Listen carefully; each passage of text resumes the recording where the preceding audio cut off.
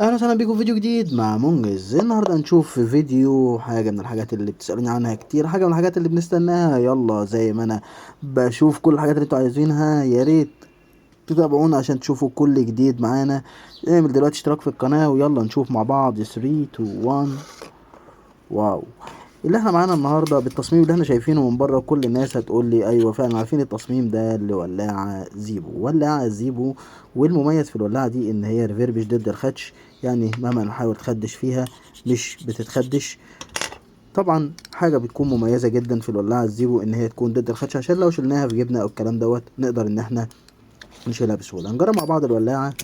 الولاعة شغالة وكفاءة تامة ومفيش فيها أدنى مشكلة. الحالة الخارجية والداخلية بتاعتها ممتازة جدا جدا. الدخل بتاعها مكتوب عليه زيبو ميد ان يو اس اي، ومن تحت برضه مكتوب عليها زيبو ميد ان يو اس اي.